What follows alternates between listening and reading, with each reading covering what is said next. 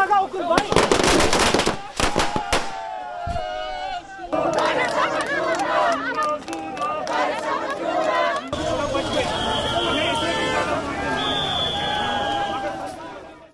5 साल पहले 2019 में जब आर्टिकल 370 को ख़त्म किया गया और जम्मू कश्मीर को 2 यूनियन टेरिटरीज़ में तकसीम किया गया तो एक तवील खामोशी का सिलसिला शुरू हुआ।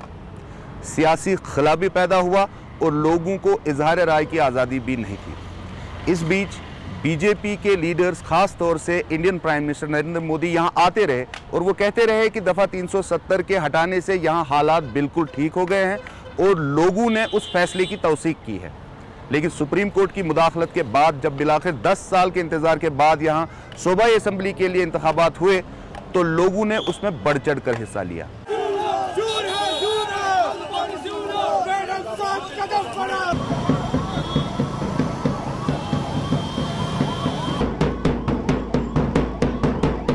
इलेक्शन रिजल्ट सामने आते ही लोगों में ज़बरदस्त जोश व खरोश देखने को मिला।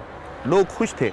इसकी वजह यह है कि एक ऐसी पार्टी को सूबाई असम्बली में बरतरी हासिल हुई है जिसने लोगों से वादा किया है कि आर्टिकल 370 को वो रेस्टोर करेंगे और वो इस हद तक भी जा सकते हैं कि वो दोबारा सुप्रीम कोर्ट का दरवाज़ा खटखटाएंगे। यही वजह है कि नेशनल कॉन्फ्रेंस को 90 सीटों वाली सूबाई असम्बली में 42 सीटें हासिल हुई हैं, यानी अपने बलबूते पे वो 42 सीटें हासिल कर चुकी हैं, जबकि हुकूमत बनाने के लिए सिर्फ 45 सीटें चाहिए। लेकिन जब हम उस इत्तेहाद की बात करें जो नेशनल कॉन्फ्रेंस ने राहुल गांधी की कांग्रेस के साथ किया था तो कुल मिलाकर वो 50 का नंबर जो है वो पार कर रहे हैं।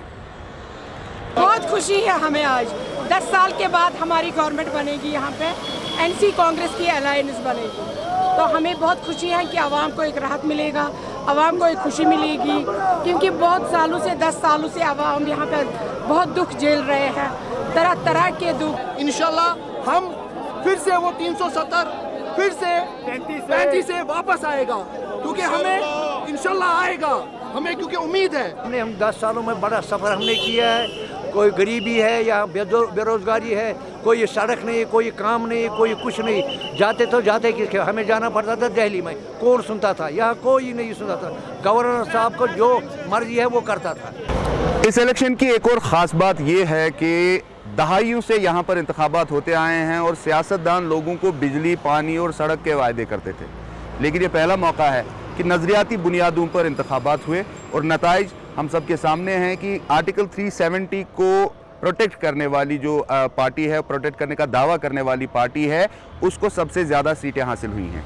तजिया निकारों का कहना भी है कि लोगों ने कैंडिडेट्स को वोट नहीं किया, लोगों ने उनके मैनिफेस्टो को वोट किया है।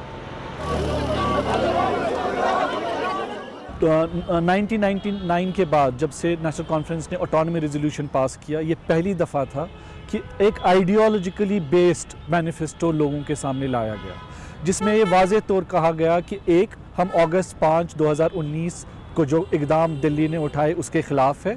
दूसरा, ये प्रॉमिस किया गया कि जितने भी इक़दामात कश्मीर में उठाए गए उनको वो रिवर्स करेंगे। अगर आप नेशनल कॉन्फ्रेंस का मंशूर देखें, उसमें साफ कहा गया कि we will act as facilitator for a dialogue between India and Pakistan to bring a permanent and lasting peace in Kashmir. इसी तरह PDP ने भी ये दावा किया कि बातचीत होनी चाहिए पाकिस्तान के साथ। मुझे लगता है कि एटलीस्ट एट नरेटिव लेवल जो नेशनल कॉन्फ्रेंस इसको कायम रखेगी कि अगर यहाँ पे कश्मीर में एक परमानेंट पीस इस्टेब्लिश करना है तो एक फरीक जो है पाकिस्तान, उसके साथ बातचीत करनी पड़ेगी। ये वर्डिक्ट इस हक़ में है कि जो अगस्त 5, 2019 को हुआ वो गलत था, क्योंकि यही नरेटिव लेकर रीजनल पार्टीज लोगों के पास गई थी। मुझे लगता है कि लोगों ने फ़कत इस प्लैंक पे वोट डाला है कि एक पार्टी शायद वो जो चीज़ें गवर्नमेंट ऑफ इंडिया ने 5 साल में की उसे रिवर्स कर पाए।